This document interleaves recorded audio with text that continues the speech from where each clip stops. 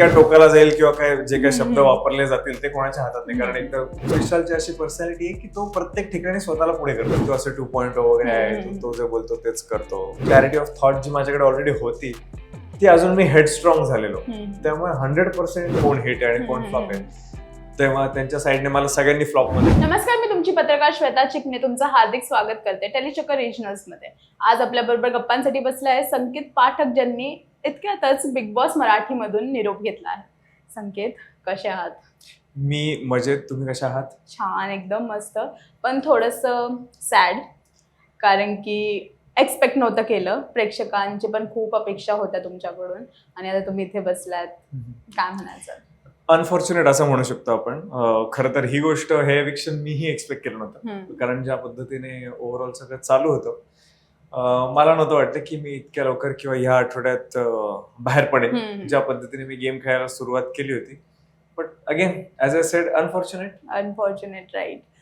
तुमच्या बरोबर सागर दादा उभे होते. हो. आणि तेव्हा काय फिलिंग होती? काय वाटत होतं की तुम्हीच जाणार आहे? कारण नाही, हो. सागर दादा बरोबर होते तर मला वाटत होतं की ते जातील म्हणून. ते जाते. हो, तर कारण ओव्हरऑल ग्राफ बघता आणि ज्या पद्धतीने 1-2 आठवड्यांपासून त्यांचा वावर होता किंवा ज्या पद्धतीने ते गेम खेळत होते, त्याच्यामध्ये ते जातील असं वाटलं होतं. हो. आणि आम्हाला पण कुठे ना कुठे असंच वाटत होतं की सागर दादाच जातील, कारण की खूप वेळा ते डेंजर झोन मध्ये येऊन वाचले होते. हो. आणि तुमचं तर आम्ही म्हणजे डोक्यात नव्हतंच. Right. आणि तुम्ही बाहेर आलात.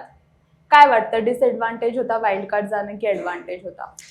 Disadvantage advantage I think it doesn't matter. तुम्ही तुमचा जर गेम खेळायला सुरुवात केली तर डिसएडव्हान्टेज ऍडव्हान्टेज काही मॅटर खरंच करत नाही. कारण मी जरी वाईल्ड कार्ड होतो तरी टुवर्ड्स दी एंड ज्या नोटवर माझी एक्झिट आहे ती सगळ्यांनी बघितली, प्रेक्षकांनी पण त्याला दाद दिली आणि त्यांनी सांगितलं की इतक्या लवकर जायला नको होता, अजून राहिला असता. One of the strong player होतो मी त्याच्यामध्ये, जे मलाही माहितीये की कुठेतरी मेहनत घेत होतो आणि ती दिसत होती, होत होती. त्यामुळे जो माझा डिसएडव्हान्टेज कदाचित असेल त्याच्याने फरक नव्हता पडत, कारण त्याला मी ऍडव्हान्टेज मध्ये कन्वर्ट केलं होतं. पण ती गोष्ट आता नाही झाली. राईट. आणि तुम्ही डे 1 पासून जेव्हा गेलात तेव्हापासूनच तुम्ही स्टार्टिंग पासून सगळ्यांशी कनेक्ट करायचा प्रयत्न केला. आम्हाला एंटरटेनमेंट पण तेवढाच तुमच्याकडून भेटला आणि लोकांच्या सदस्यांच्या मनात पण तेवढेच बसला, कारण की आम्ही निघताना पण बघितलं, तन्वीने पण गुड बाय छान दिलं.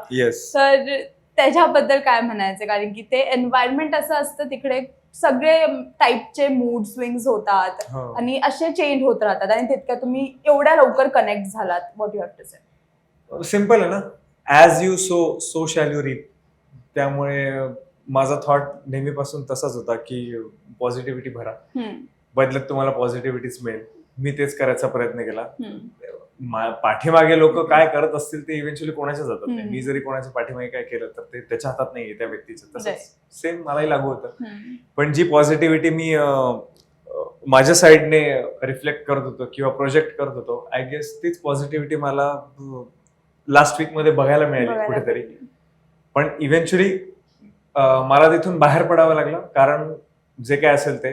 पण बाहेर पडताना सुद्धा तीच पॉझिटिव्हिटी घेऊन मी बाहेर पडलो आणि ती पॉझिटिव्हिटी त्याच लोकांनी मला परत दिली ज्यांच्यावर मी पॉझिटिव्हली माझा वर्षाव करत होतो, की ज्यांना मी पॉझिटिव्हिटी देत होतो.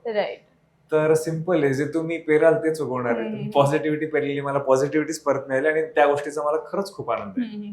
ट्रू. सागरदाचं नाव घेतलं होतं निघायच्या टायमिंगला, पण दीपालीने तुमचं नाव घेतलं होतं आणि तुम्ही बोललात पण की म्हणजे तुला पाहिजे होतं, तू एफर्ट्स केले. राईट. तर त्यांच्याबद्दल काय बोलायचं? कारण की बॉन्ड कुठे ना कुठे कनेक्ट होताना नाही दिसला आम्हाला त्यांच्याबद्दल. नाही, तो गेम पर्स्पेक्टिव्हने त्यांनी कदाचित सांगितलं असणार की मी जाणार, कारण त्यांनी मला नॉमिनेट केलं होतं. तुम्ही त्यांच्या नॉमिनेशन्स मध्ये होतो तर त्यांच्या वर्ड्सवर कदाचित ठाम राहण्याच्या पॉइंट ऑफ व्ह्यूने त्यांनी सांगितलं असेल की संकेत जाणार. कारण मला प्रभूने पण नॉमिनेट केलं, पण तो माझ्या अगोदरच निघून गेला होता. मला राकेशने पण नॉमिनेट केलं होतं, पण तरी त्यांनी सागरचं यांचंच नाव घेतलेलं. तर असंही असू शकतं. म्हणजे इतकी सिंपल गोष्ट सुद्धा असू शकते की त्यांनी ज्याला नॉमिनेट केलेलं त्याचं नाव ते घेत आहे, त्याचं नाव घेत. बरोबर. टोळीमधून खेळताना दिसलास, काय वाटतं जर काट्यामध्ये असला असतास तर अजून चालला असतास, आतमध्ये असला असतास? यू नेव्हर नो, कदाचित तेव्हा इथेच बसलेलो असतो. त्यामुळे त्या गोष्टीची गॅरंटी कोणीच घेऊ शकत नाही, ना टोळी ना काटा. गेम इंडिव्हिज्युअल आहे प्रत्येकाचा. तुम्ही कुठल्याही ग्रुपमध्ये असाल पण तुम्ही इंडिव्हिज्युअली स्टँड आउट होत असाल तर मला नाही वाटत काय प्रॉब्लेम येतो. राईट. पण तरी काटाने पण तुला त्यांच्या टीम मध्ये घ्यायचा प्रयत्न केला? कधी केलेला, आधी बोलायला बसलेले, कनेक्ट करायचा प्रयत्न केला होता तुझ्या बरोबर. कमी पडले मध्ये, मे बी कमी पडले असते. राईट. आणि तू टोळीमध्ये गेलास, सो आधीच विचार केलेलास की जाणार तर टोळीमध्ये? नाही, त्यांनी असं काही प्रयत्न करताना मला दिसलं नाही. कारण जेव्हा मी गेल्याच जेव्हा सगळ्यांना विचारण्यात आलं की तुमच्या हिशोबाने कोण हिट आहे आणि कोण फ्लॉप आहे, तेव्हा त्यांच्या साईडने मला सगळ्यांनी फ्लॉप मध्ये टाकलं होतं. तर हा एफर्ट तर नसू शकतो की याला फ्लॉप मध्ये टाका म्हणजे आपल्याकडे येईल. ज्यांनी मला हिट मध्ये टाकले, ज्यांच्याशी माझी वेव्हलेंथ मॅच होते, त्यांच्याशीच कदाचित मी कनेक्ट होईल आणि बोलेल आणि त्यांच्याबरोबर कदाचित मला खेळण्याची इच्छा पण होईल. सिम्पल. ट्रू.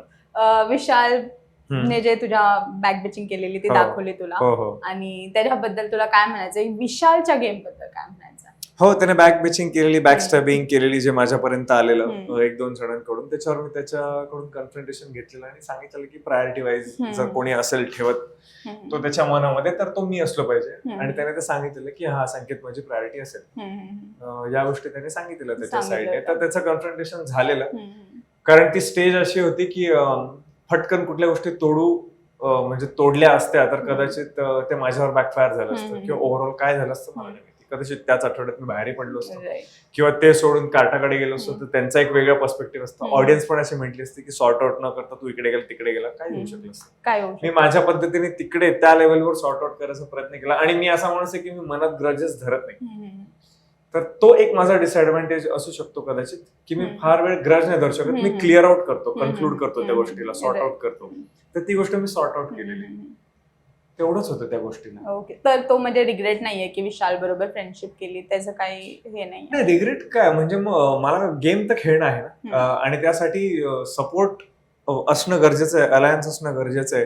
तिकडे जर ऑलरेडी सगळे ग्रुप्स मध्ये खेळत आहेत, इकडून 5 जण इकडून 5 जण आहे, मग आम्ही एक्स्ट्रा 2-3 जण जातोय, मग परत ते इक्वल आउट होणार आहे.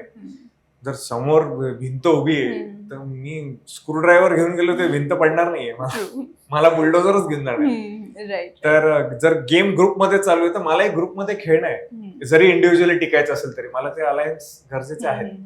जिथून मला अलायन्स मिळत होता, जिथून मला स्ट्रेंथ मिळत होती, जिथून स्ट्रॅटेजी मिळत होती, त्यावेळेला मी तिथे होतो. आता ती त्यांची फितरत की ते गेम त्या पद्धतीने खेळतात. ठीक आहे, त्याच्यामध्ये रिस्क फॅक्टर आला, टेकिंग चान्सेस, सगळ्या गोष्टी आल्या. चुका त्याच्यामुळेच होतात. त्या सगळ्या गोष्टी झाल्या. राईट. राखी आणि तुमचा वाद झाला होता लग्नावरून घेऊन, की ते म्हणजे फन मध्ये केलेला स्टार्ट, पण ते खूप मोठं झालं कारण की पाणी वगैरे पण फेकलं गेलं. पण तुम्हाला नाही वाटत की ते राखीने बिना बादचं ते एवढं मोठं मॅटर केला त्याचा? नाही, होऊ शकतं. ते एक मैत्रीण म्हणून मी तिला सपोर्ट केलेला, तशी ती चूक माझी म्हणू शकतो आपण. पण ते इतक्या टोकाला जाईल किंवा काय जे काही शब्द वापरले जातील ते कोणाच्या हातात नाही. कारण एकदा बाण सुटला की तो सुटलेला असतो, मग तो जसा येईल तसा आपल्याला अंगावर घ्यावा लागतो. त्याचा तो प्रकार होता. पण त्या गोष्टी पण क्लिअर आउट केलेल्या. तिने ज्या नव्हत्या गोष्टी बोलायच्या त्या बोलली आणि त्यासाठी तिने अपोलोजाइज केलं. प्रेक्षकांचं कुठेतरी असं म्हणणं पडलं की मग तुम्ही सगळंच खोटं दाखवत का, काय खरं काय खोटं. पण स्क्रिप्टेड आहे. पण त्या गोष्टी मी क्लिअर आउट करायचा प्रयत्न केला आणि त्याच्यासाठी मी अपोलोजाइज पण केलं की ही गोष्ट परत नाही होणार आणि ती नाही झाली. Right. So I think I did my part and I took the responsibility. True. आणि भाऊच्या धक्क्याला सुद्धा रितेश भाऊ बोलले तुम्हाला की जे काय तुम्ही तुमचे स्टेटमेंट्स येत आहेत टास्क मध्ये वगैरे, तर ते विशाल कडून आले गेले आहेत आणि 2.0 तुम्हाला सुद्धा हे टॅग दिले. तर त्याच्याबद्दल ते कसं जस्टिफाय करतात? आय गेस ते तिथेच मी त्यांनाही सांगितलं की इव्हेंच्युअली डिसिजन्स ते होते जे माझे होते. पण आता एक पर्सनॅलिटी वाईज विशालची अशी पर्सनॅलिटी आहे की तो प्रत्येक ठिकाणी स्वतःला पुढे करतो.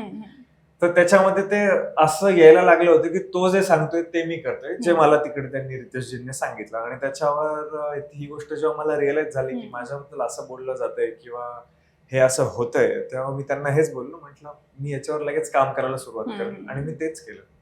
मी त्याला काउंटर नाही केलं. कारण जर तिथे स्टेजवर उभं राहून एक व्यक्ती असं बोलते की असं तुझ्याबद्दल बोललं जात आहे, तर डेफिनेटली ती विचार करण्यासारखी गोष्ट आहे. आणि त्याच्यावर मी काम केलं आणि त्याच्याशी पण डिस्कस केलं.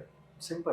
राईट. आणि कुठे तुम्हाला असं वाटलं का की आता तुम्ही एपिसोड्स बघितलेच असतील थोडेफार आणि तुम्हाला असं वाटलं की इकडे इकडे मी माझे पॉइंट्स ठेवले आहेत पण ते दाखवले गेले नाहीयेत किंवा कट केले गेले आहेत?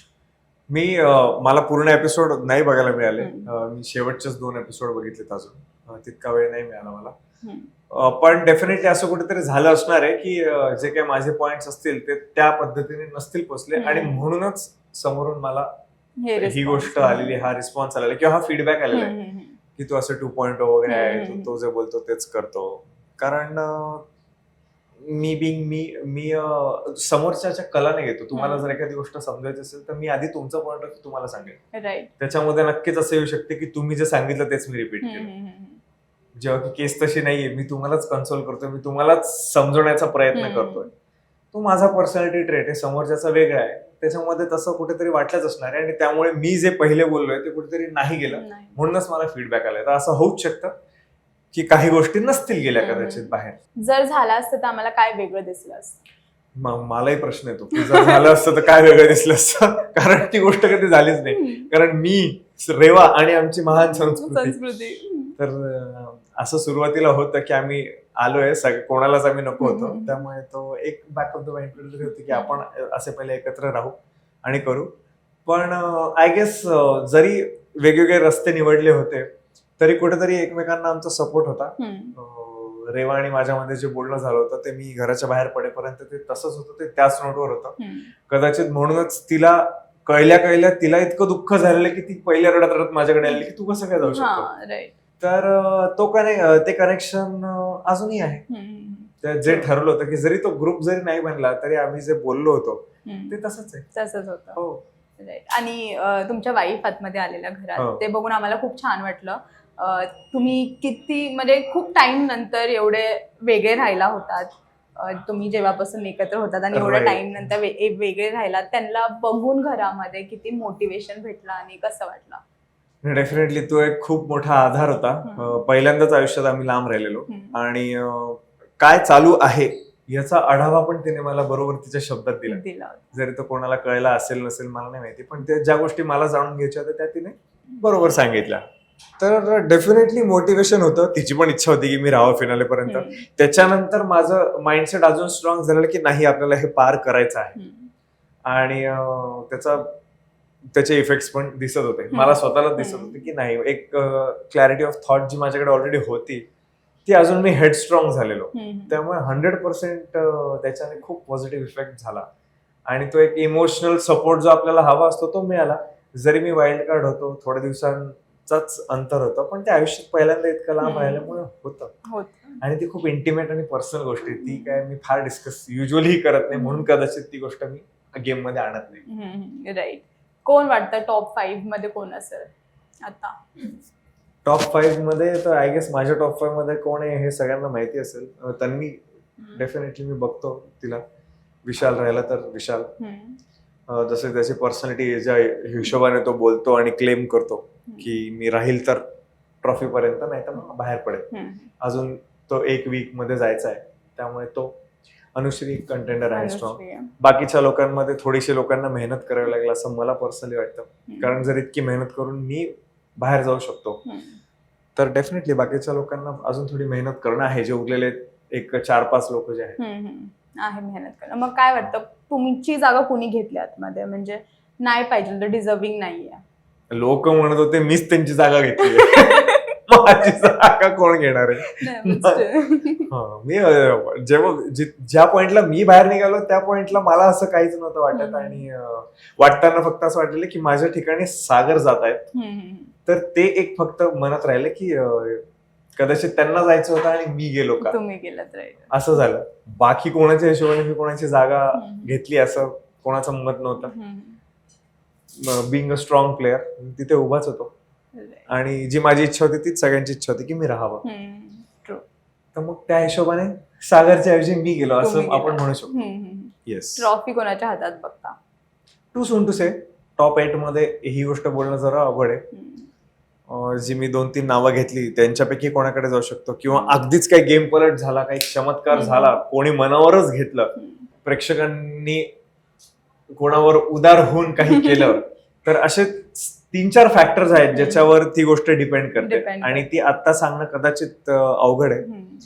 आता 12वा आठवडा पूर्ण होईपर्यंत ती गोष्ट आपल्याला कळेल. पुढे ह्यानंतर काय अपकमिंग प्रोजेक्ट, कशावरती फोकस आता सध्या? हो, डेफिनेटली मी जे काम करत आलेलो आहे आजपर्यंत त्याच्यावर माझा फोकस राहणारच आहे. तो फोकस माझा कधीच हलणार नाही, जी आहे ऍक्टिंग.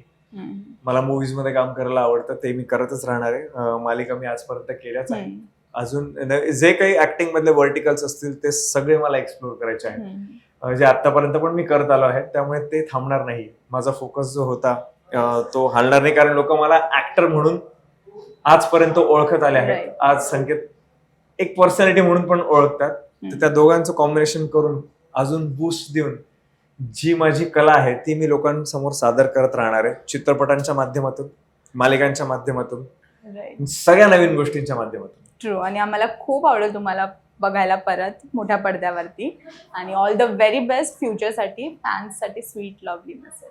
Thank you so much. आजपर्यंत जे प्रेम तुम्ही माझ्यावर बरसवत आला आहात ते तसंच राहू द्या आणि लवकरच भेटू अजून थोड्या मोठ्या पडद्यावर. Thank you so much. थँक्यू. नमस्कार, मी Sanket Pathak and you are watching me on Telichakkar रिजनल्स.